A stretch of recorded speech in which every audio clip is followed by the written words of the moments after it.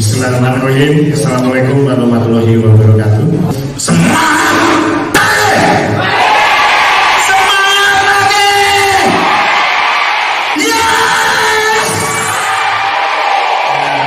Ya, salam sejahtera juga untuk kita semua. Ya, oke.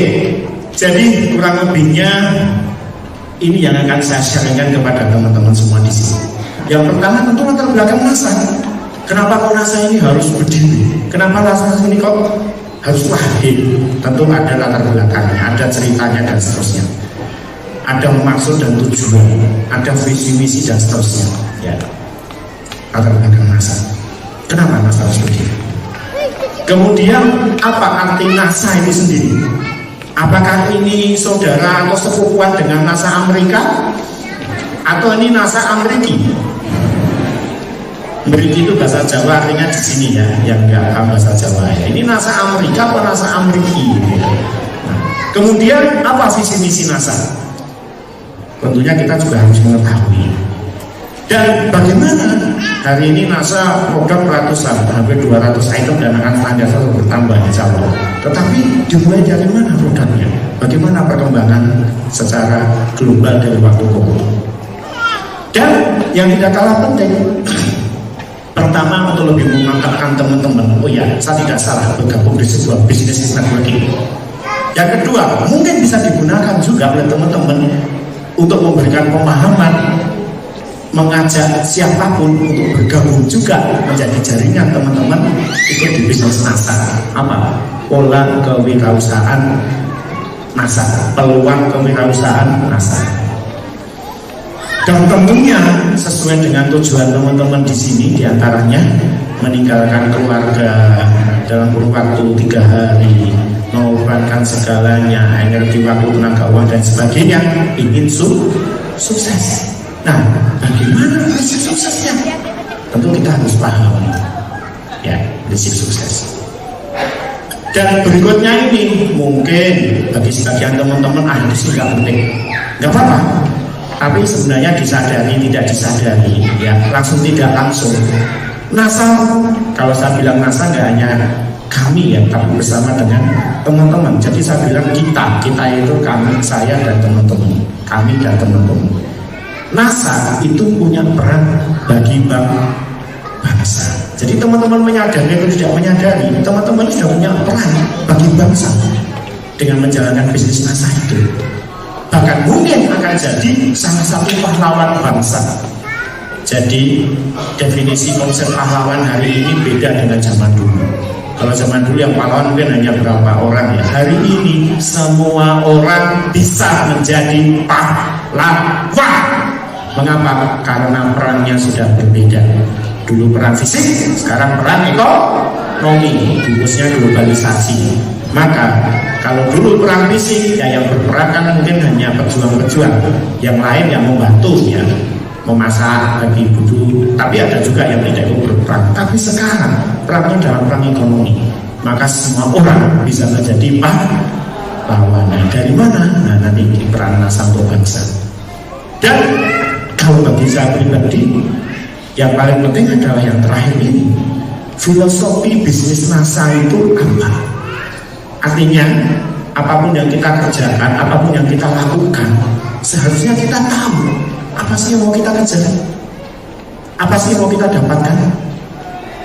Kita bersusah payah, kepala jadi kaki, kaki jadi kepala, banting tulang dan seterusnya. Apapun yang kita kerjakan, seharusnya kita paham benar apa yang akan kita raih, apa yang akan kita kejar, dan seharusnya apa yang kita dapatkan dari apa yang kita lakukan, termasuk di bisnis NASA. Nah itulah saya terangkan nanti di filosofi bisnis NASA. Latar belakang NASA. Latar belakang tentunya ada dua. Latar belakang yang bersifat materi dan latar belakang yang bersifat non materi. Bahasa saya non materi itu adalah IPS. IPS apa? Ilmu pengetahuan sosial. Itu di kampus di sono di sana. Ini STT NAS, Sekolah Tinggi Teknologi NASA. IPS-nya bukan ilmu pengetahuan sosial, tetapi idealisme, prinsip, sikap. Idealisme, prinsip, sikap. Sebuah idealisme yang menghadirkan prinsip dalam hidup dan menghasilkan sikap dan tindakan yang konsisten. Materi penting, tapi non materi juga penting. Saya nggak akan menerangkan latar belakang materi karena jelas ini PT NASA Natural Nusantara, bukan yayasan sosial. Artinya apa? Ya tujuannya bisnis. Jelas kan? Teman-teman ikut bisnis NASA, tujuannya apa? Bisnis, mencari materi. Itu sudah jelas. Saya nggak akan terangkan itu. Ya.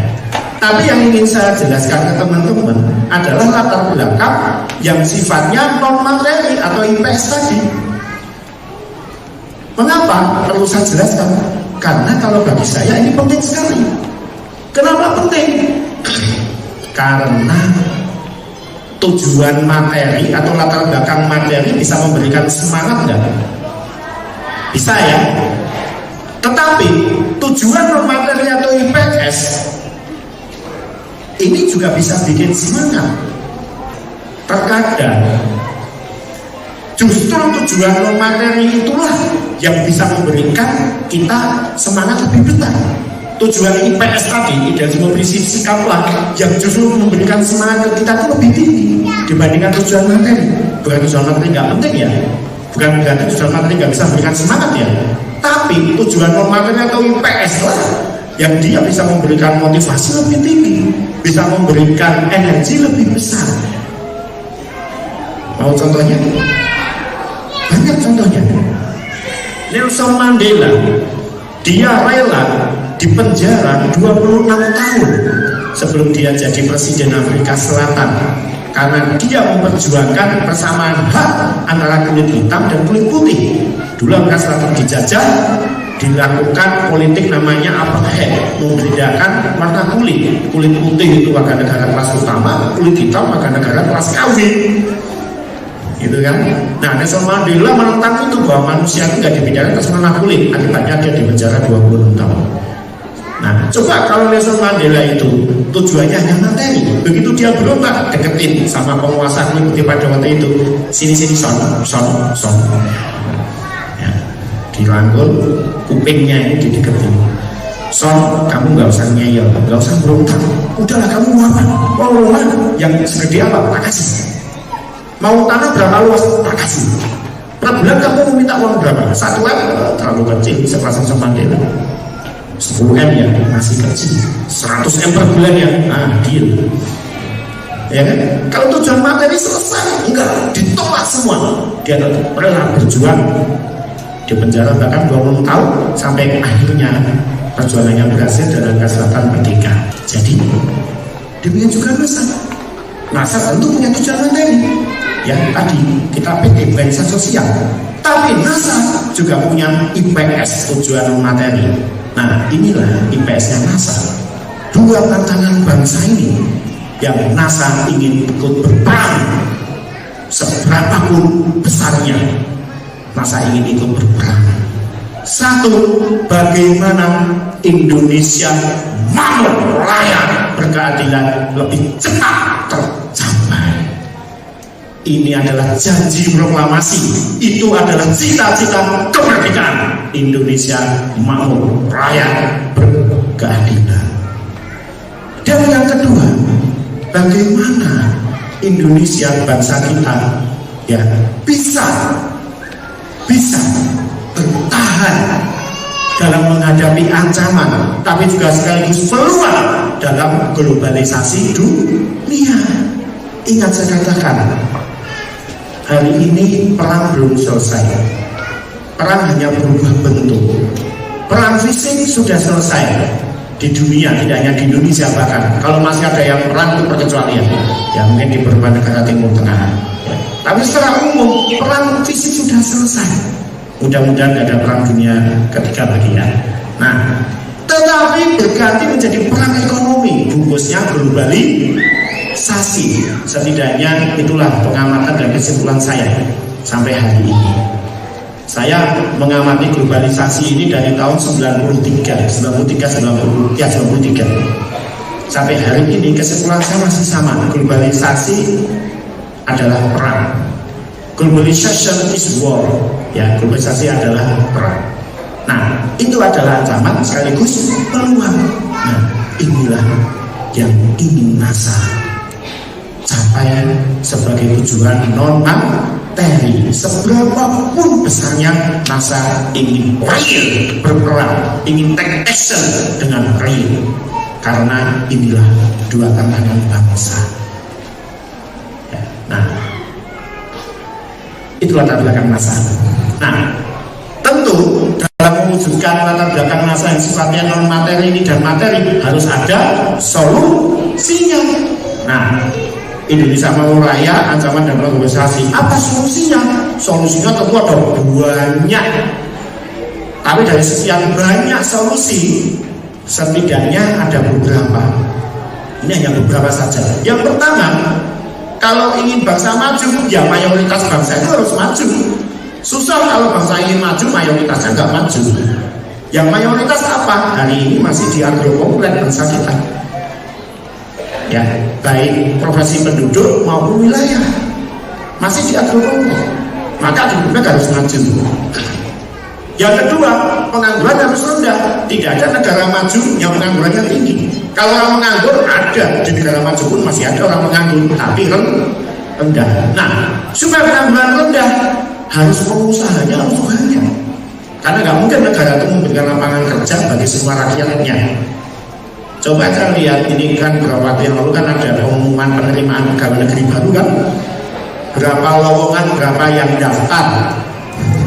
Ya, silakan aja dilihat. Gak mungkin. Maka satu-satunya jalan pengusaha harus banyak. Yang berikutnya harus berubah pola pikir, sikap, mental, tindakannya itu harus berubah. Gak mungkin bangsa mau maju lebih jauh lagi diri kita ini, siapapun kita, apapun jenis kelaminnya, bagaimanapun sejarahnya, kita ingin hidup lebih baik kalau pola pikirnya, sikapnya, mentalnya, apalagi tindakannya nggak berubah kalau lebih baik. Mimpi saya rasa untuk maju, ya. Nah, maka itu harus dicapai lewat pendidikan, baik pendidikan formal maupun non formal. Yang berikutnya, semangat neonasionalisme. Ada kata neo diperhatikan. Semangat neonasionalisme, enggak hanya sekedar nasionalisme, artinya apa? Ada neo.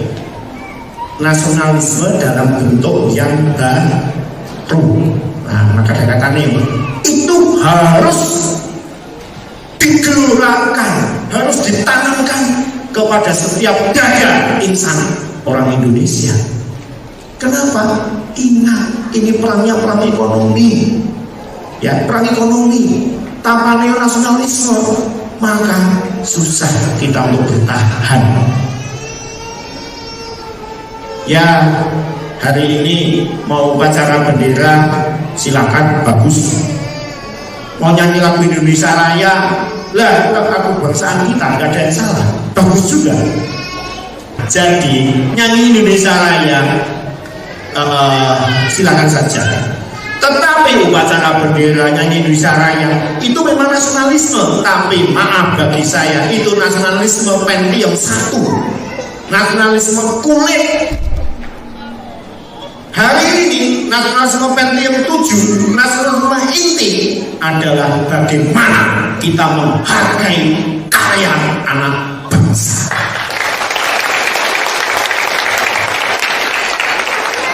Percuma tiap Senin nyanyi Indonesia, tiap Senin upacara bendera, acara apapun kita nyanyi Indonesia Raya, tapi dari ujung kaki sampai ujung rambut, dari tidur sampai tidur lagi, baik barang dan jasa yang dipakai asing semua, dari luar semua, percuma, terlalu. Tapi kita juga tidak boleh nasionalisme buta. Artinya apa? Kalau ada barang yang kualitasnya hampir sama, harganya hampir sama, pelayanannya hampir sama, kita dulukan produk kita. bahkan syukur harga lebih murah, kualitas lebih baik, pelayanan lebih baik. Tapi ada barang yang jauh lebih jelek, lebih mahal, pelayanan lebih buruk, yaitu jangan berbentuk karya kita, nanti nggak mendidik gitu ya. Apalagi kalau barang dan jasa Indonesia belum bisa, nggak haram hukumnya, kita pakai dari luar nggak masalah. Siapa tahu suatu ketika kita bisa menghasilkan sendiri. Nah, kita juga tidak mau nasionalisme buta. Ini kita pilih ya. Nah, maka kita akan bisa bertahan di globalisasi. Nah, ini membangun kesadaran ini nasionalisme. Maka NASA memberikan solusinya. Mayoritas bangsa di agrokompleks, maka NASA memberikan banyak produk di agrokompleks teknologi. NASA banyak punya produk agrokompleks, dan NASA sekaligus mengupgrade tidak hanya objeknya tapi juga pelakunya dengan pendidikan pelatihan pendampingan. NASA punya banyak konsultan di agrokompleks, memberikan pendidikan langsung ke para petani, ke para distributor, dan distributor pun juga memberikan pendidikan ke lapangan. Bagaimana untuk mengatasi pengangguran, merubah pola pikir dan tindakan dengan network bisnis yang ada di NASA ini, ya, dengan sistem network bisnis yang ada di NASA ini, ada banyak kesempatan untuk berwirausaha, ya kan? Hari ini distributor aktif kita sudah di atas 130.000 orang, itu yang aktif, ya. Stokis kita sudah 3.000-an. Ya kan? Itu semua adalah pengusaha-pengusaha baru, termasuk teman-teman semua. Nah, dan di pola bisnis network yang benar, yang murni, sebenarnya di NASA ada sistem pendidikannya, baik pendidikan resmi, formal ya, seperti hanya KDI ini, maupun yang non formal lewat diskusi, lewat pertemuan. Dan KDI ini hanya satu dari banyak pertemuan atau sistem pendidikan ya, yang akan merubah pola pikir, sikap, dan tindakan. Nah, kesadaran nasionalisme NASA baik dengan kemampuan sendiri atau kerjasama dengan pihak lain meriset untuk menghasilkan karya anak bangsa untuk Nusantara. Tapi sekarang karya anak bangsa untuk dunia.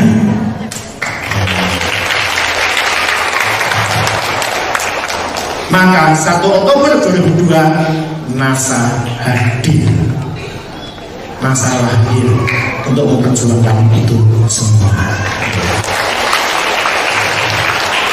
Bertepatan dengan hari kesaktian Pancasila, sekaligus hari kesaktian NASA. Kok ya kita nggak lepas-lepaskan ya, tapi pas saja 1 Oktober 2002 gitu ya. Apa arti dari NASA? NASA singkatan dari Natura Nusantara, disingkat NASA. Jadi nggak ada kaitan dengan NASA Amerika ya, ini NASA Amerika. Natura adalah back to nature, alami. Kita ingin apapun produk yang ada di NASA, selama itu bisa, caranya selama itu bisa ya, kita ingin 100% alami, kecuali memang belum bisa. Yang sudah bisa banyak, produk pertanian itu juga semua 100%. Beberapa produk kesehatan juga sama. Nah, beberapa produk kosmetik juga sama. Tapi ada yang belum bisa 100% alami. Tapi selama itu bisa 100% alami, kita upayakan alami. Mengapa? Bukan kita itu ingin memerangi kimia, tidak. Semua itu sebenarnya kimia. Di Indonesia itu orang lebih banyak salah kaprah. Organik ditaruhkan dengan kimia, enggak, semua itu kimia. Kimia itu ada dua, kimia organik dan kimia anorganik. Cuma seakan-akan terus organik lawan kimia. Nah, organik itu ya kimia ya. Nah, kalau mau benar organik, anorganik. Nah, itu semua punya manfaat. Insya Allah Allah menciptakan sesuatu tidak akan sia-sia. Hanya kenapa kemudian alam menjadi rusak dan lain sebagainya, hidup kita menjadi turun kualitasnya, karena anorganik atau yang lebih sering dikenal masakan kimia itu terlalu dominan, terlalu banyak dalam lingkungan. Yang organiknya kurang. Nah, segala sesuatu yang tidak imbang pasti tidak akan baik. Coba kalau alam ini mayoritas hanya laki-laki, atau sebaliknya mayoritas hanya wanita, kira-kira bisa berjalan dengan baik kan? Bisa harmonis nggak? Enggak, harus diimbangkan. Maka sama, NASA ingin mengimbangkan alam agar ya bukan kimia tergilangkan, tetapi organik ini kembali. Nah, apalagi jelas semua punya kelebihan, punya kekurangan. Anorganik punya kelebihan, tetapi yang organik juga punya kelebihan apa? Lebih aman ke lingkungan, lebih aman terhadap tubuh. Sepakat? Nah, maka kita pakai kata natural karena kita ingin teknologinya semua ke sana. Kemudian Nusantara. Nusantara ini kita ingin pemberdayaan potensi bangsa. Tadi jelas karya anak bangsa untuk Nusantara, jelas. Tapi yang kedua, kita menggunakan Nusantara, kita ingin menjadi salah satu benang perekat bagi Indonesia. Benang perekat. Kenapa? Karena kita ingin bangsa ini sinergi. Syarat, dulu syarat tambahin satu lagi P, suku, agama, ras, antar golongan politik, silahkan, itu sunatullah, tapi di lingkungan masing-masing. Kalau kita sudah berhimpun, berkumpul sebagai sebuah bangsa, maka sebaiknya ya mindset kita adalah bersatu, bersinergi. Kita adalah bangsa yang sama, dengan sejarah kemerdekaan yang sama, dengan cita-cita kemerdekaan yang sama. Indonesia mau rakyat berkeadilan, selesai. Nah, inilah visi misi dan tujuannya. Tujuan kita ingin menjadi perusahaan network asli Indonesia, asli. Yang saya maksud asli itu begini. Ketika kita mendirikan NASA dulu, sepanjang yang kami tahu, mayoritas perusahaan jaringan yang ada di Indonesia itu dari luar. Mereka masuk ke Indonesia. Kalaupun didirikan di Indonesia, pemiliknya orang luar atau kerjasama orang luar dan orang Indonesia. Kalau didirikan di Indonesia, pemiliknya orang Indonesia, produknya dari luar atau sebagian dari luar, sebagian dari Indonesia. Nah, NASA adalah perusahaan yang pertama yang saya tahu yang hanya levelnya nasional, yang 100% Indonesia. Didirikan di Indonesia, pemilihnya 100% orang Indonesia, produknya pun juga 100% Indonesia. Dan tidak hanya yang terbaik, tapi juga bertaraf internasional. Yang alhamdulillah nanti sudah masuk ke 5 negara hari ini.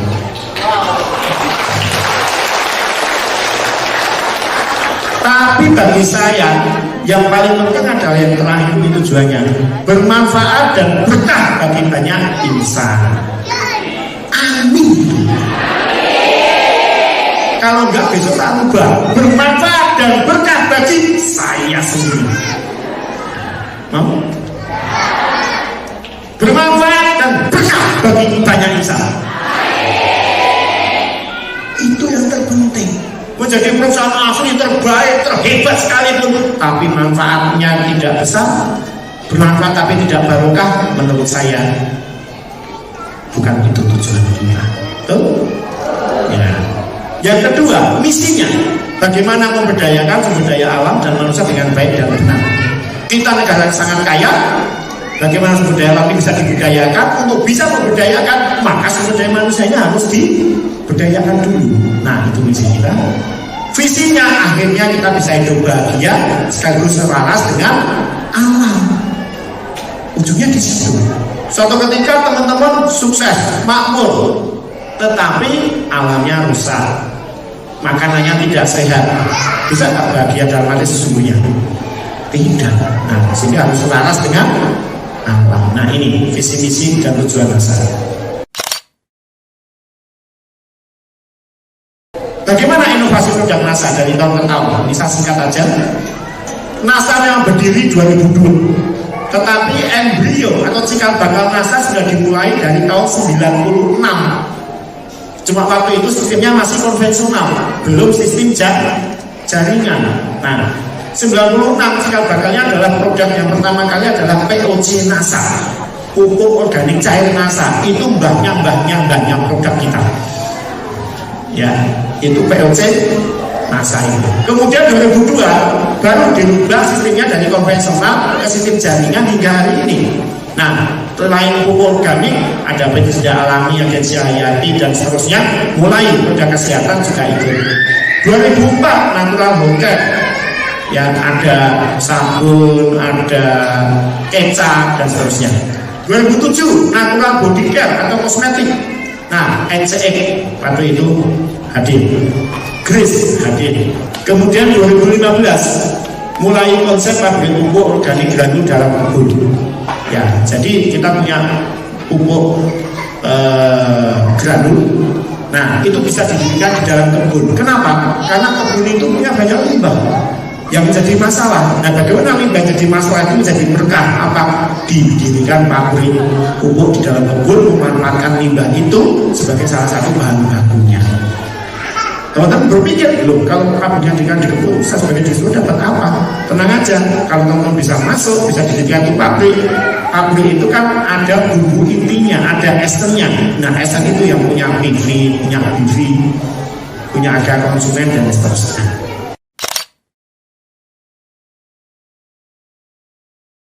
Nah, inilah kantor pertama NASA, cikal bakalnya NASA, tahun 96 hingga 2002.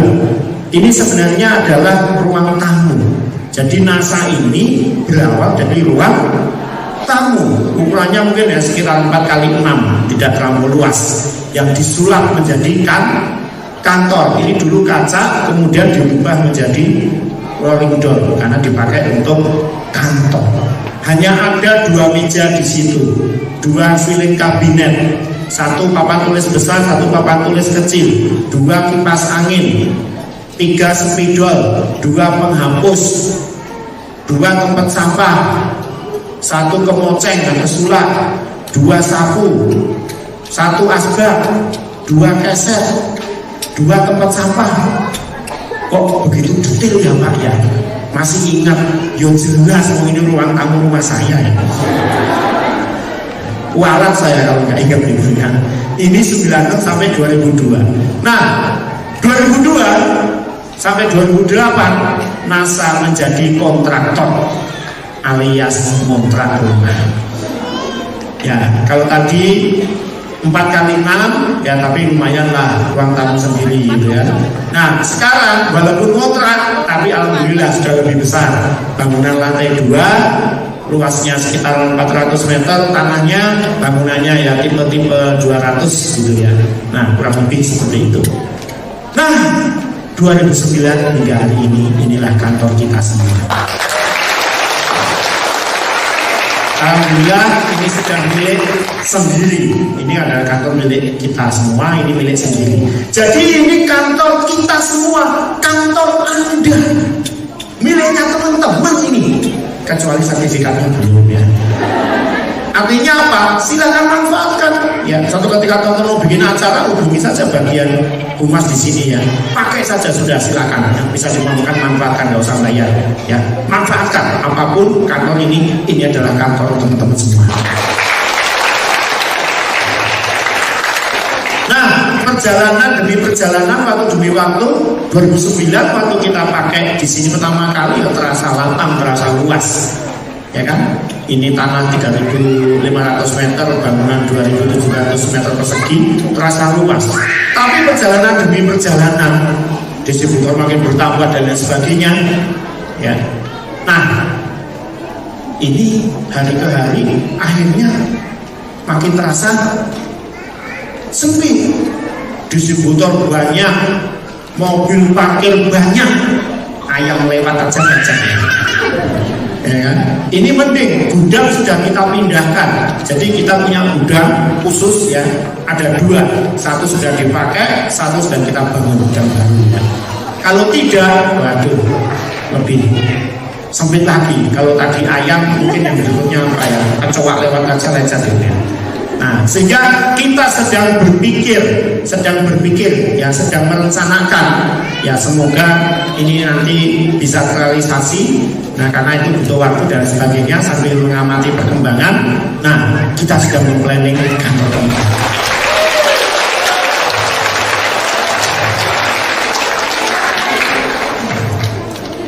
Selain kantor pusat, tentu ada kantor pelayanan. Dulu kantor pelayanan kita ada banyak, tetapi kita kurangi karena kita punya konsep stokis center.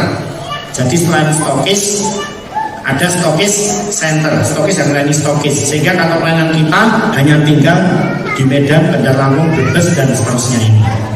Nah, untuk apa? Agar stok produk selalu terjaga, distribusi produk juga bisa lebih cepat. Nah, divisi yang ada di NASA ada banyak, dari gudang, rapat kalkulasi, keuangan dan seterusnya. Tentu yang paling Anda rindukan adalah divisi rapat kalkulasi setiap bulan ya. Nah, ini semua dengan fungsinya masing-masing yang siap mensupport teman-teman untuk menjemput kesuksesan.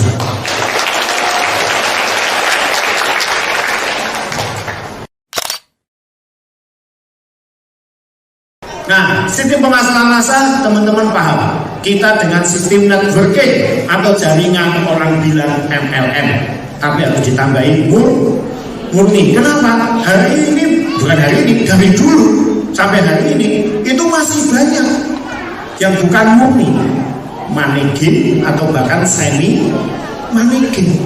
Nah, kenapa kok NASA tadi 96 konvensional, kemudian 2002 kita ubah menjadi jaringan atau MLM? Padahal image MLM di Indonesia mungkin belum terlalu baik, betul? Teman-teman pernah mendapatkan cibiran atau kayaknya nggak suka dengan MLM? Pernah? Ya itu karena persepsi masyarakat masih belum paham, belum bisa membedakan antara MLM yang murni dengan yang money game. Bahkan lebih jauh lagi mengharapkan MLM, padahal tidak. Ya, yang haram itu adalah money game, tetapi yang MLM murni itu tidak. MUI sudah mengeluarkan fatwa. Ya, ini loh MLM yang halal, syaratnya ini, tapi yang ini itu haram. Nah, yang haram itu yang money game. Tapi masyarakat kita tidak tahu, sehingga semua disamaratakan. Itu yang terjadi. Nah, kenapa kok tetap NASA tetap nekat menggunakan pola MLM? Karena tadi ya, untuk mewujudkan visi misi NASA tadi dan lebih jauh lagi secara teknis, setidaknya ada beberapa hal. Yang pertama jelas, dengan sistem jaringan akan mencetak banyak pengusaha atau mitra usaha. Tadi saya katakan hari ini NASA sudah 130 lebih, stoknya sudah 3.000 lebih ya. Bisa dijalankan siapa saja, di mana saja dengan fleksibel. Nanti kita bisa lihat. Meningkatkan kualitas SDM masyarakat dengan pola pendidikan yang ada. Banyak yang akhirnya merasa dapatkan ilmu banyak di NASA yang dulu tidak didapatkan di bangku sekolah formal.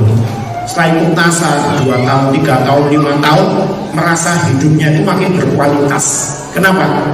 Banyak dapat ilmu baru yang dulu tidak didapatkan di bangku sekolah ya, sehingga kualitas SDM-nya naik. Dan dengan sistem MLM, pelayanan akan optimal pada konsumen dibandingkan sistem konvensional. Sistem konvensional saya pernah menjalani bertahun-tahun. Hari ini pun saya masih punya perusahaan di luar NASA, saya punya yang menjalankan dengan sistem konvensional. Ujung-ujungnya paling misalkan pupuk, ujung-ujungnya kan toko pertanian, betul? Ujung-ujungnya kalau konvensional toko, ada konsumen mau beli, minta penjelasan lebih jauh, waduh saya hanya jualkan nih, paling banter kasih brosur, ya kan? Ada komplain, maaf ya saya hanya bantu jualin, besok tunggu aja salesnya datang, nggak jelas datangnya kapan. Tapi sistem jaringan MLM jelasin langsung oleh distributor. Ada komplain langsung ditangani, nggak jelas tanya amplenya nggak jelas tanya leader, itu nggak jelas, perusahaan menjelaskan dan turun tangan langsung, pelayanan lebih baik. Sehingga kita tetap menggunakan pola jaringan. Secara umum, teman-teman harus bisa membedakan mana MLM yang murni dan mana yang money game. Lindungi diri Anda, lindungi keluarga Anda, saudara Anda, tetangga Anda, teman-teman Anda dari money game. Karena money game itu merugikan dari semua sisi. Dari sisi ekonomi dia merugikan, dari sisi syariah jelas dia tidak syariah, dan dari sisi bisnis jelas dia tidak fair. Nah, itu money game, lebih jauh lagi nanti di trainingnya. Dan money game sudah dilarang oleh pemerintah dengan undang-undang yang baru saja diluncurkan oleh pemerintah melalui keputusan menteri. Nah, apa salah satunya? Ya, kalau money game pendaftaran biasanya mahal. Artinya apa mahal itu? Tidak sesuai antara uang yang diberikan dengan yang diterima. Daftar misalkan berapa? 1 juta, tapi yang diterima cuma kartu anggota sama beberapa lembar kertas. Kalau ada produk ya hanya sabun misalkan ya, masa sabun 1 juta sih harganya. Nah, relatif tidak sesuai antara uang yang diberikan dengan yang diterima. Sementara kalau yang murni pendaftaran murah itu artinya sesuai antara yang didaftarkan dengan yang diterima. Di NASA berapa pendaftaran? 200.000. Dapat apa? Seperangkat alat bantu bisnis, bukan seperangkat alat sholat. Seperangkat alat bantu bisnis lengkap ya, plus sampel produk ada 3 lagi. Itu kalau dihitung-hitung teman-teman jual dengan harga konsumen akan langsung dapat uang 225 sampai 250 ribu. Tuh, sangat sesuai antara uang yang dikeluarkan dan yang diterima karena hanya mengganti biaya produksi saja. Produk asli kalau di MLM ini memang tujuannya jualan, tujuannya bisnis. Kalau di money game ada produknya cuma kamuflase saja, hanya kamuflase. Harganya realistis sesuai dengan manfaat produk. Di money game harganya tinggi. Kenapa? Ya itulah yang ada di bonusnya mahal. Sabun harganya 500.000. Ya kalau wanginya sebulan gak apa-apa ya. Sekali sabunan, ya wanginya biasa-biasa saja. Nah, fokusnya merekrut.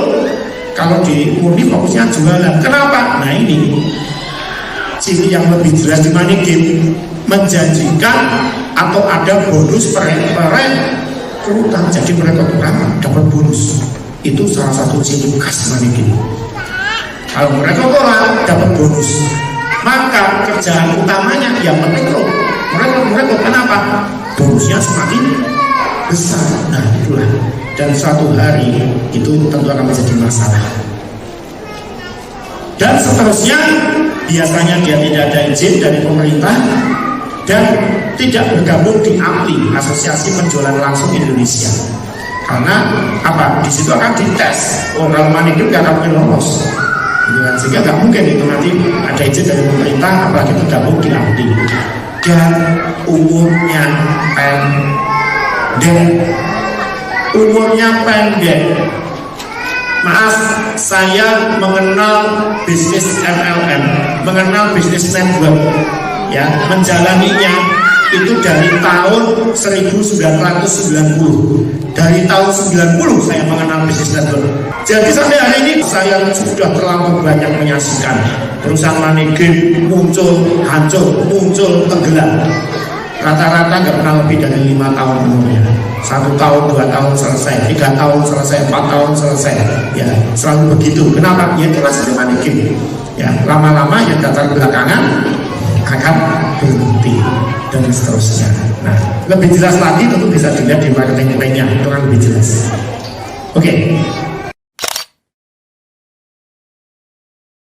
Berikut yang ingin saya sarankan, teman-teman sudah gabung di NASA, tapi untuk lebih menyemangati, betul keputusan saya gabung di NASA, lebih jauh lagi, lebih untuk menambah bahan jikalau ingin memproses siapapun, ya. Nah, inilah harus tahu peluang di NASA. Ini ada beberapa foto surat kabar yang tidak saya edit apa adanya. Ada beberapa kondisi di Indonesia ini. Yang pertama, orang yang menganggur dan setengah menganggur. Satu lowongan dikeroyok 373 orang. Ini pengangguran terdidik 2 juta di rumah menganggur. Wajah perkotaan di Indonesia, 3 dari 10 tukang ojek di Jakarta adalah sarjana. Saya nggak mengatakan tukang ojek itu tidak baik, sangat baik. Dibandingkan koruptor adalah profesi yang mulia tukang ojek itu. Tapi itu sebuah kehidupan yang luar biasa, bisa dengan tukang ojek. Berat, kecuali berubah jadi juragan ojek gitu ya. Dia punya 100 motor dan seterusnya. Nah, rekrutmen 110.000 pelamar di Stadion Gelora Bung Karno, di Stadion Senayan, stadion terbesar se-Indonesia. Nah, Anda orang memasukkan tenaga kerja seperti ini di pusat-pusat tenaga kerja sudah hal pemandangan yang biasa. Nah, inilah jumlah pengangguran di Indonesia. Yang betul-betul menganggur sekitar hampir 7 juta, yang setengah menganggur 1 hari kerja di bawah 6 jam, itu ada 36 juta orang. Jadi totalnya kurang lebih 40-an juta orang yang menganggur dan setengah menganggur, dan mereka semua masih spesies manusia, artinya butuh pekerjaan.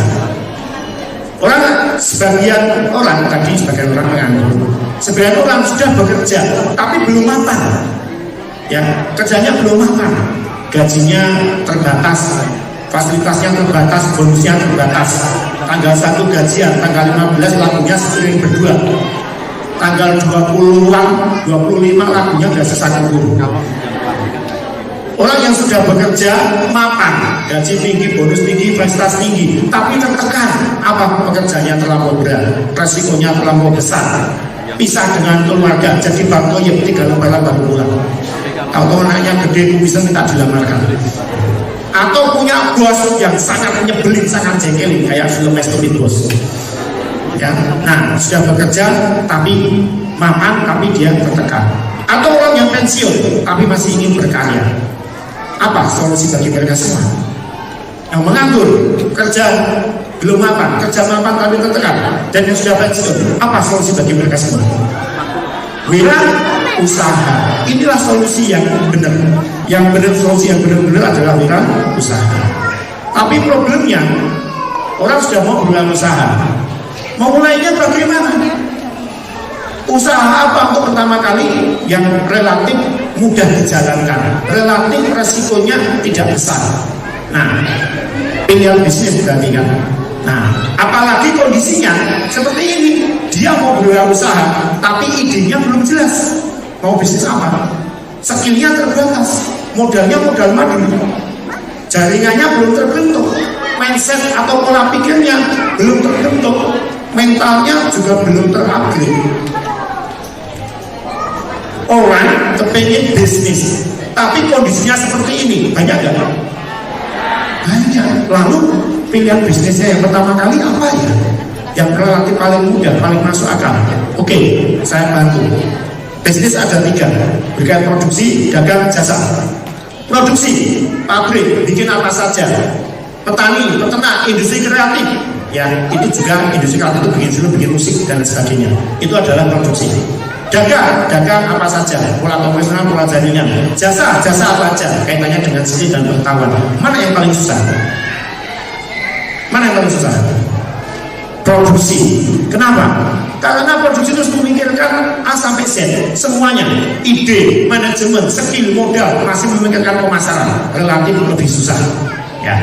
Dan jasa lebih mudah, tapi jasa kaitannya dengan skill. Kalau skillnya nanggung juga sama.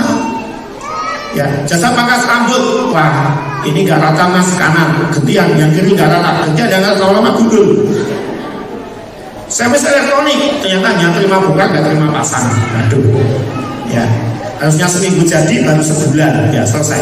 Berapa orang yang punya skill yang luar biasa, gak banyak. Maka daganglah sebenarnya yang paling sederhana, yang relatif paling mudah sebenarnya. Dagang, ya maka benar 9 dari 10 itu rezeki ada di perdagangan. Hanya dagang ada 2, pola konvensional dengan pola jaringan. Pola konvensional sekarang kita lihat, orang mau dagang harus cari barang dulu yang berkualitas, harganya sesuai, suppliernya bagus, itu tidak mudah, betul? Nah, kemudian modal juga harus lebih besar, apalagi kalau ingin jadi agen. Dan yang penting, dia ini nomor 4. Dia harus punya coach, harus punya mentor, harus punya pendamping. Riset membuktikan bahwa kegagalan bisnis pemula bisnis itu banyak gagal karena dia nggak punya mentor, nggak punya konsultan, nggak punya pembanting, nggak punya coach. Ya. Siapa yang menjadi pendampingnya? Orang tuanya nggak punya pengalaman bisnis. Ikut seminar ada nggak seminar tiap hari, matanya ganti-ganti. Kalau ada, lalu saja dengan diskusi dengan pembicaranya. Lengkapi dengan baca buku bagus, paling tidak 100 menit sekarang membaca. Tapi ada bagian dari buku yang nggak dipahami, buku itu ditanya bisa ngomong enggak? Susah. Itulah kendala di bisnis konvensional dagang. Nah, ini yang dilengkapi dengan sistem network yang disempurnakan. Di dalam sebuah bisnis network atau MLM yang dinasar, ya.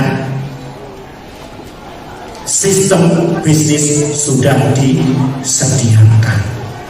Orang hanya tinggal niat, serius, komitmen, ya, plus daftar jadi member, betul? Dan siap dididik. Semua sudah disiapkan. Tidak perlu tadi orang mau bisnis dagang, pertama cari barang. Ikut NASA dulu cari barang enggak? Enggak, sudah disediakan barangnya semua dan seterusnya. Sistem sudah disediakan, support sudah disediakan. Ya, nah ada namanya Pak mengembangkan NASA.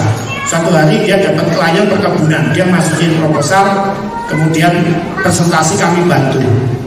Uji coba di lapangan kami bantu, singkat cerita 1 tahun kemudian kebun itu pesen mulai dari 10 hektar naik 100 hektar, kali naik 3.500 hektar senilai 8,5 M.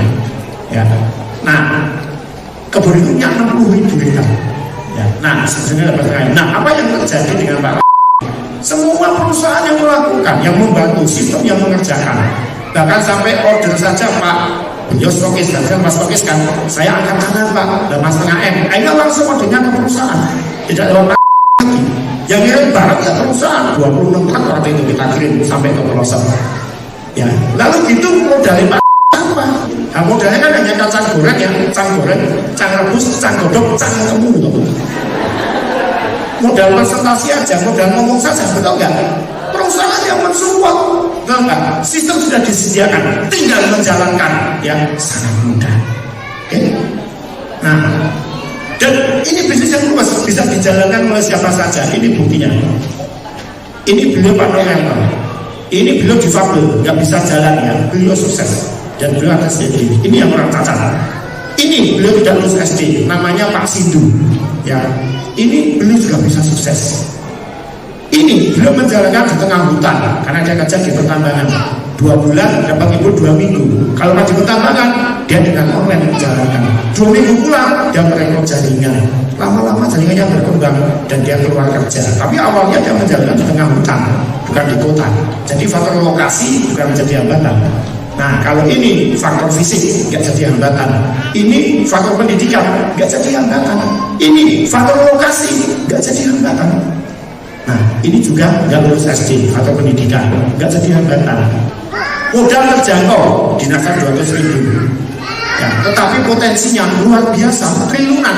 Modalnya 200.000, potensinya triliunan. Gimana nggak triliunan coba? Ya. Bisnis NASA itu dari desa sampai kota, kalangan biasa atas, semua makhluk hidup. Ini loh, penduduk kita ratusan juta, lahan pertanian berpuluh-puluh juta dan seterusnya. Ini belum akan luar negeri, ya kan? Nah, beragam income yang bisa didapatkan, selisih harga konsumen dan distributor, stokis yang jadi stokis, passive income, ya, rapat dan diterima, bonus passive income, dalam jumlah besar yang itu bisa diterima. Nah, itu. Nah, inilah kelebihan-kelebihan yang ada di NASA. Saya akan cepat. Produk kesehatan, semua tubuh manusia menghasilkan omset, betul? Ya, ini ada omsetnya. Turun dikit, ada omset. Turun dikit. Turun dikit. Bukan? Turun dikit. Turun dikit. Turun dikit. Ada lagi uang tuh. Omset semua itu, betul? Nah, oke. Nah, semuanya luar biasa omset. Bonus jelas dan sebagainya, sehingga Anda bisa dapatkan penghasilan dari jutaan, belasan, puluhan, bahkan di NASA ada yang sudah ratusan juta. Ya, saya fair, saya katakan bonus mulai dari ratusan ribu sampai ratusan juta, ada semua. Saya nggak katakan yang gede-gede saja. Ya, saya katakan yang kecil, jadi fair itu salah satu syariah harus begitu, harus jujur ya. Ya, yang pertama daftar ya baru puluhan ribu bonusnya, habis itu naik ratusan ribu, habis itu naik jutaan, tapi ada juga yang sudah ratusan juta. Tapi yang lebih luar biasa, bonus yang didapatkan lebih besar dari apa? Selisih harga konsumen dan distributor. Nah, masih ada wisata, kita punya program wisata baik ke dalam dan luar negeri, dan yang berikutnya pilih umroh atau ke Eropa. Dan ini bisnis yang bisa diwariskan, waktunya fleksibel, jelas, ya, nggak ada target, nggak ada batasan pasar, bisa go internasional. Ini beberapa kita ke Malaysia, ke Australia, Brunei, Arab Saudi, Taiwan, Hongkong, Korea Selatan. Nah itu semua teman-teman yang sudah go nasional. Dan yang lebih luar biasa punya coach atau punya mentor di sini. Siapa? Upline, leader, perusahaan. Dan hebatnya apa? Gratis, betul kan? Gak ada kan konsultasi, kau gak tarik saya, ini masih diamond ini ya, 1 jam 100.000, kalau besok gak tahu diamond 1 jam 1 juta, gak ada ya. Konsultasi ke perusahaan ditarik gak ada kan? Gratis ya. Memulai tambahan ilmu, baik asli maupun soft skill, karena dasar pendidikan yang bisa mengubah pola pikir menuntaskan tindakan. Memulai banyak teman jelas, karena di bisnis go menciptakan banyak lapangan kerja jelas, dan akan memulai banyak amal. Bagaimana untuk bisa sukses di bisnis network? Untuk teman-teman bisa sukses, ini akan saya sampaikan ke teman-teman ini hasil dari pengalaman saya dan pengamatan saya semenjak saya mengenal bisnis jaringan ini dari tahun 90. Ini yang saya sampaikan ini hanya pengalaman dan pengamatan saya. Apakah hanya ini saja? Tidak, tentu masih ada banyak hal yang lain kan. Tapi karena waktu nggak akan cukup, maka saya sampaikan hanya beberapa saja yang saya cuplik ini ya. Ada 2 hal yang sifatnya teknis dan non teknis. Yang teknis, yang pertama harus punya kemauan kuat untuk belajar. Ini syarat pertama utama yang teman-teman harus miliki. Belajar apa? Belajar produk, belajar skill bisnis, belajar memotivasi diri. Jelas teman-teman mau jualan, bagaimana mau jualan kalau udah gak paham? Betul? Saya ingin gemuk, gampang pakai filter nah. Oke. Ya. Sistem bisnis, ini sistem bisnisnya jaringan, tentu ada polanya. Beda dengan konvensional, ada persamaan, ada bedanya. Motor metik dengan motor manual, ada persamaannya. Hidupin lampu masih sama, klakson masih sama, tapi pindah gigi beda kan? Nanti pakai motor manual, pikirnya pakai motor metik sama, digas terus, nggak dipindah gigi ya, jebol. Nah sama ini bisnis jaringan. Ada pola yang sama dengan pola konvensional, tapi ada yang berbeda, harus dipelajari. Dan motivasi harus dimiliki, karena tidak ada kesuksesan di awal, tidak ada sebuah perjalanan yang tanpa rintangan dan hambatan, pasti butuh motivasi. Nah, mana yang penting? Produk, sistem bisnis, atau motivasi? Semuanya sama-sama penting. Sudah saya tulis prinsip di belakang nggak ada tripod ya teman-teman, itu penyangga kamera. Kalau kakinya cuma 2, ambruk nggak? Ambruk, apalagi kakinya cuma 1, kakinya 3 kemudian 1 pendek sebelah, ambruk nggak? Minimal berdirinya miring, itulah prinsip tripod. Dia harus punya 3 kaki, harus sama panjangnya. Maka teman-teman kalau ingin sukses di bisnis NASA, harus kuasai 3 hal dengan sama baiknya. Produk, sistem bisnis, motivasi, maka Anda akan sukses.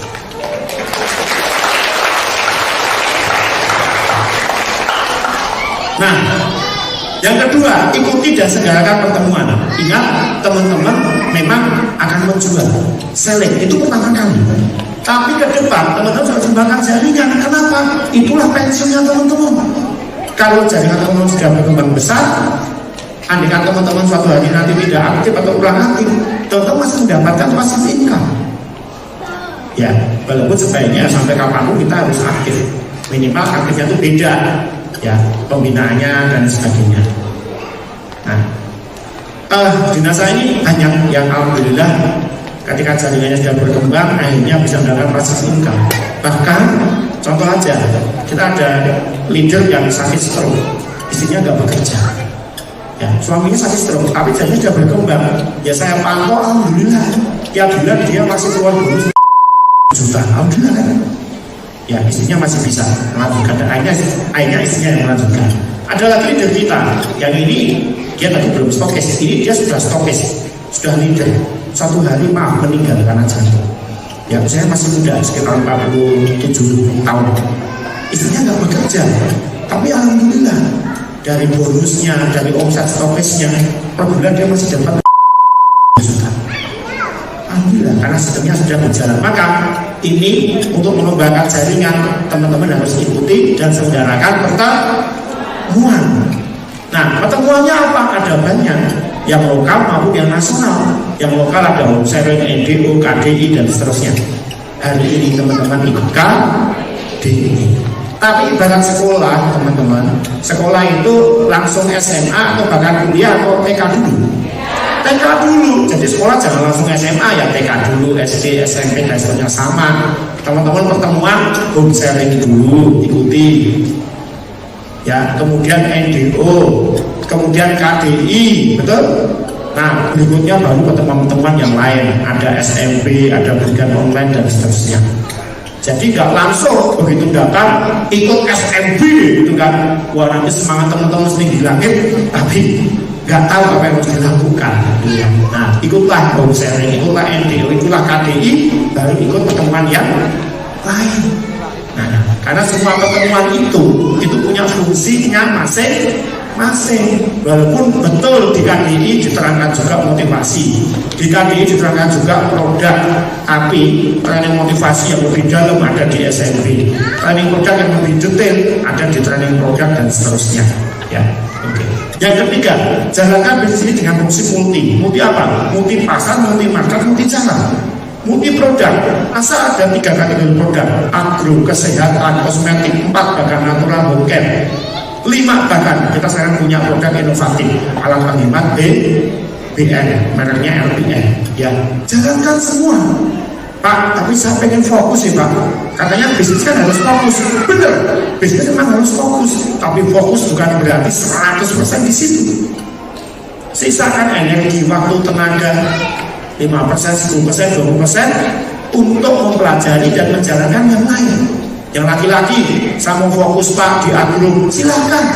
Masa saya laki-laki di kosmetik, nanti dulu. Ya, yang saya tahu ada pasar, di dalam pasar itu yang saya tahu setidaknya sampai 5 tahun yang lalu, penjual pakaian dalam wanita yang paling besar itu laki-laki. Sayang istri, bener aku hijau.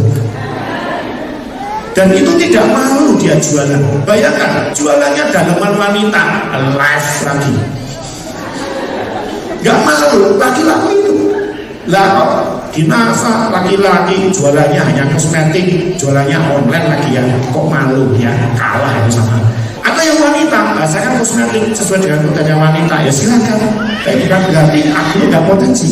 Kita punya seorang ibu di Subang, di Jawa Barat. Awalnya dia besar di kosmetik, tapi bulan minggunya pertanian, dia coba masuk ke pertanian. Lihat kok hari ini dia lebih besar di pertanian, itu gimana ceritanya? Saya nggak tahu. Serius, kita nggak pernah tahu mau dari pintu mana rezeki akan datang, kecuali kita mencoba dan mengupayakannya. Nah, multi pasar, tidak hanya pasar retail itu tiap hari jualan gitu kan, tapi juga pasar grosir. Suatu ketika nanti teman-teman jualan sampai ke luar negeri lewat online. Ada teman kita yang hanya punya pasar di Korea Selatan, mengirim ribuan NCX sama Kris, harganya harga konsumen lagi, silakan hitung keuntungannya berapa. Ya, atau pasar proyek pemerintah baik lokal maupun nasional. Ada teman kita dia dapat proyek dari daerah-daerah gitu ya. Atau mungkin masuk ke perkebunan, sekali order 8,5 M gitu ya. Padahal itu baru dari 3.500 hektar. Kebun itu punya 60.000. Nah, perkebunan di Indonesia ada jutaan hektar. Multi cara, ya cara offline tetap punya potensi. Tapi dari gini jangan hanya offline, harus juga online. Nah, jalankan multi produk, multi pasar, multi cara. Jadi ibarat HP, kalau teman-teman punya HP canggih, HP Android, HP high-end, apapun istilahnya, caranya digunakan untuk telepon sama SMS. Percuma, lebih baik punya HP jadul saja gitu.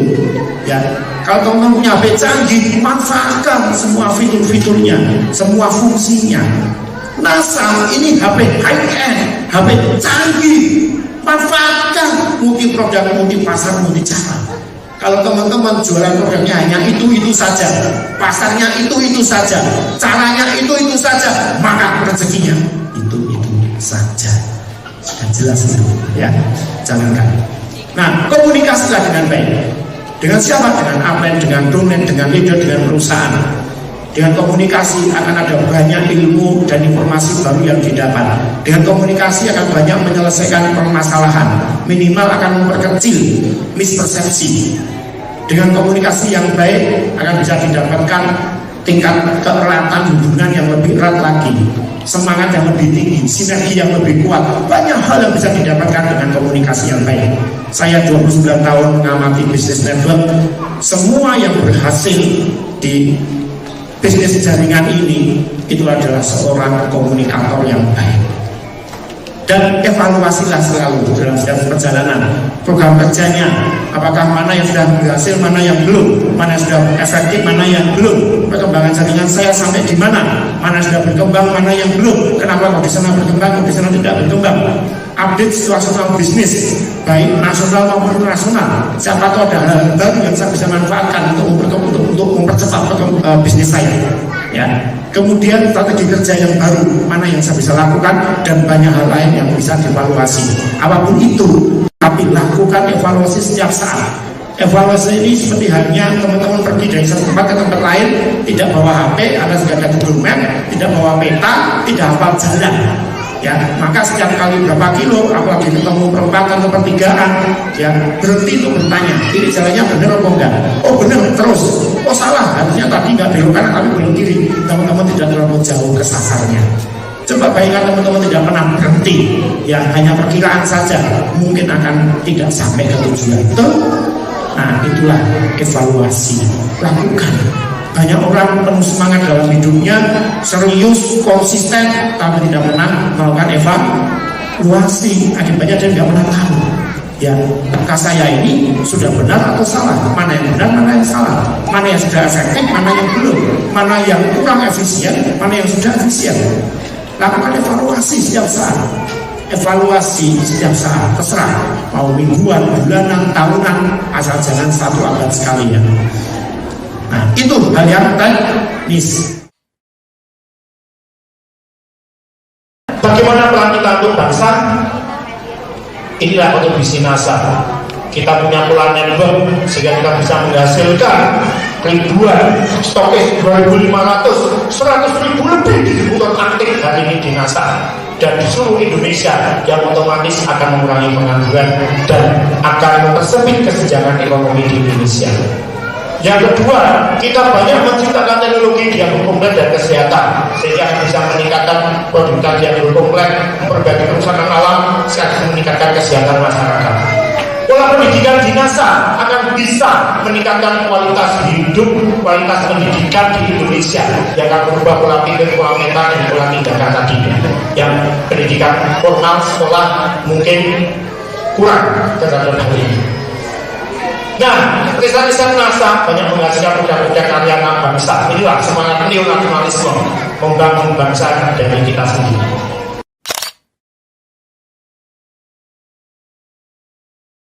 Kita panen cabai, kita panen daun, tomat, bisa maintenance.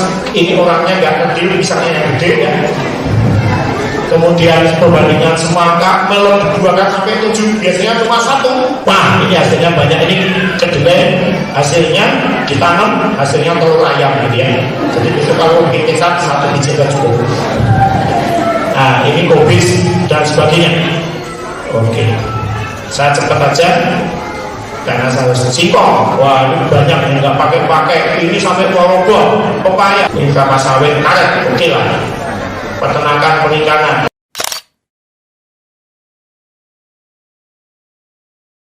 Nah, ini pola pendidikan NASA. Ada banyak yang dilakukan dimanapun, di hall seperti sekarang ini, di ruang meeting, di balai desa, pendopo lebih kecil, garasi lebih kecil, teras, sampai ruang terbuka. Kita lakukan semua pola pendidikan. Ini di Papua. Ini bukan jemuran, ya. Ini adalah spanduk, bukan jemuran pakaian karena nggak ada listrik, ya. Maka silakan bayangkan kalau slide seperti ini yang berpindah adalah slide-nya, ya. Kalau seperti ini yang berpindah orangnya atau jemurannya, orangnya. Selesai materi yang di sana ya pindah ke situ kursinya, gitu ya, di baliknya. Nah, ini di Sulawesi terbuka dan seterusnya. Oke, penyuluhan kesehatan juga dilakukan di mana-mana. Training tematik setiap hari Sabtu, silakan bisa diikuti. Ganti-ganti materinya, bisa diikuti lewat streaming. Yang mau datang langsung ke sini juga silakan. Nah, materi marketing skill, IT skill, ada basic seller, ada master seller, ada public speaking, macam-macam. Ini betul-betul pertemuan yang ada di NASA. Tidak hanya KDI saja pertemuan, ada banyak. Tapi teman-teman tahu dulu KDI, sekolah ya dari SD dulu. Upgrade soft skill. Nah, tidak hanya hard skill, ada seminar, menembus batas dan sebagainya. Ini merubah pola pikir kita. Nah, motivasi juga, motivasi dan sebagainya.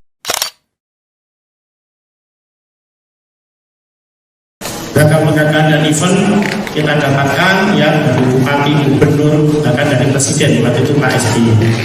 Ini Menteri Pertanian ya. Dan produk NCE mendapatkan Global Award dari Korea Selatan. Dan tahun 2014 NASA mendapatkan award dari UGM sebagai perusahaan berprestasi dan bermanfaat untuk bangsa. Ingat kata kuncinya bermanfaat. Nah,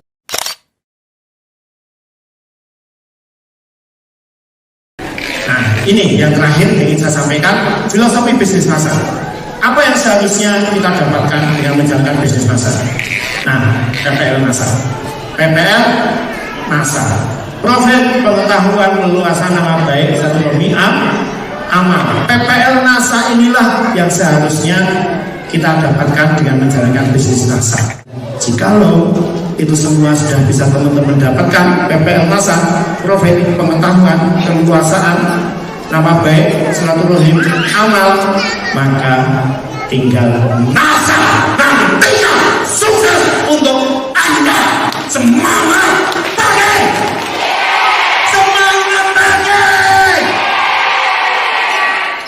Ya, saya akan akhiri acara ini dengan sebuah cerita. Kenapa? Agar lebih mudah diingat. Kalau cerita itu lebih mudah diingat ya. Jadi ada 3 orang pemuda yang jangan dicontoh karena hobinya sangat buruk. Pemuda yang pertama, dia hobinya minuman keras, mabukan.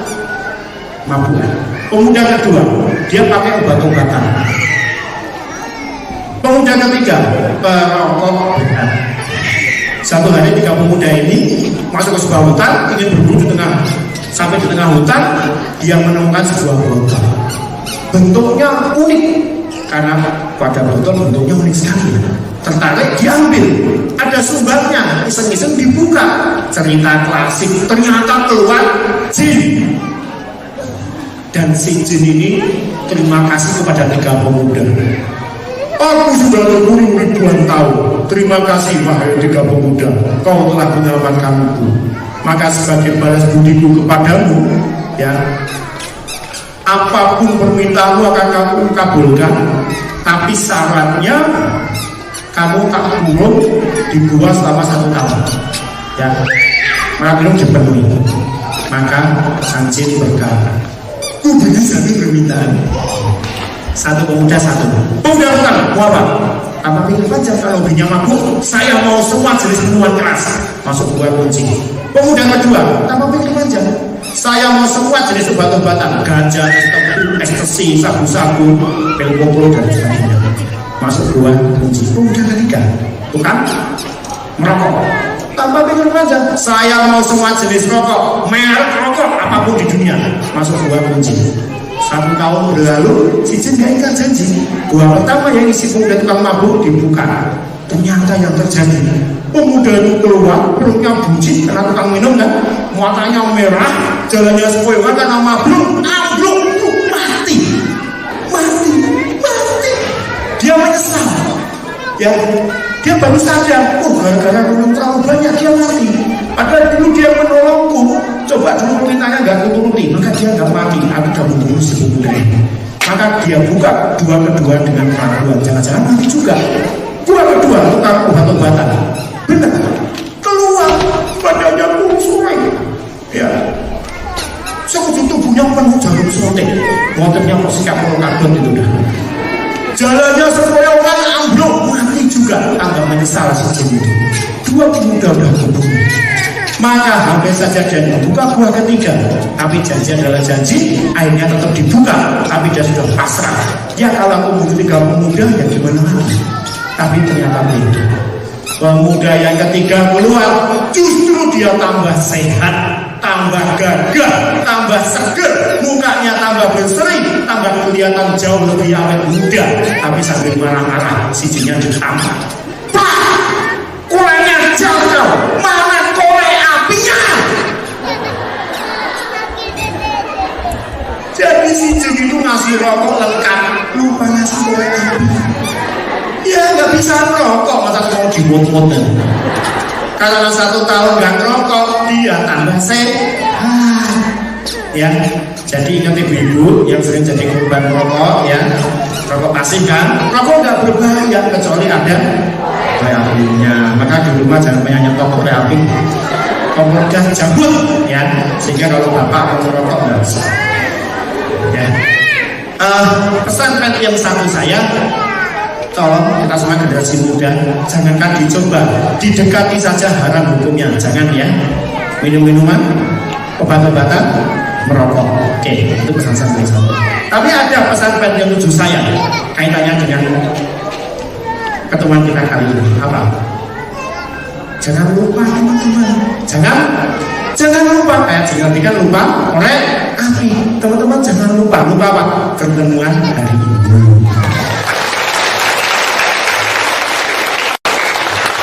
Pertemuan KBI kali ini. Besok pulang ditanya domlengnya. Kemarin ke KBI ya? Iya. Gimana? Kalau bagus aku besok tak ikut. Oh, mungkin kamu juga ikut. Harus. Kamu kan juga domlengku. Kamu harus ikut besok. Pokoknya bagus. Wah, enak. Suasananya menyenangkan. Pembicaranya oke. Ya. Nah, terus materinya apa saja keren? Itu yang lupa. Terus yang diingat apa plan? Ya, yang aku ingat ya gudeg, bakpian, batik, Maloboro, ya, mis jinjing. Ada lagi yang ditanya, tapi sekarang apelnya yang nanya karena ikut KDI domlengnya. Setelah ketemu 6 bulan kemudian, kayaknya kamu 6 bulan yang lalu ikut KDI di Jogja ya? Iya. Gimana? Bagus, saya nggak rugi ikut. Nah, bagus, itu baru namanya domlengku. Gimana materinya? Oke toh? Bagus. Apa materinya? Ingat nggak kamu? Oh, ingat jelas. Nih, aku catat. Nih, tak foto nih. Tak foto. Bahkan ini saja flash disk, tak copy, gitu kan? Bagus. Terus apa? Kok tak lihat kemajuan sampai hari ini biasa-biasa aja? Sudah dipraktekin belum? Nah, itu yang lupa mempraktekkan. Itu yang paling penting. Ya, ingat materi bagus, lebih penting dipraktekkan. Jadi, ya, saya mengamini apa yang dikatakan almarhum Bruce Lee. Bruce Lee itu benar film buku yang terkenal zaman dulu ya. Dia pernah mengatakan begini, knowing is not enough, we must apply. Willing is not enough, we must do. Knowing is not enough, ilmu pengetahuan saja belum cukup, we must apply. Kita harus mempraktekkan. Teman-teman akan banyak dapat ilmu di KDI ini, bahkan tidak hanya di KDI, di banyak acara yang lain. Tapi kalau tidak dipraktekin, percuma. Lebih baik punya 10 jurus silat, dipraktekin 7, 8, 9, bahkan 10-10-nya, daripada punya 100 jurus silat yang dipraktekin cuma 1 atau 2. Oke? Ya, will is not enough, we must do. Will is not enough, keinginan saja belumlah cukup. Teman-teman punya keinginan? Apa? Sukses, bagus itu, tapi itu belum cukup tanpa teman-teman take action real mulai dari hari ini menjalankan bisnis NASA ini dengan terarah, terukur, efektif, efisien, konsisten, dan nanti kita pantang menyerah, baru teman-teman akan sukses. Semangat pagi! Semangat pagi! Yes!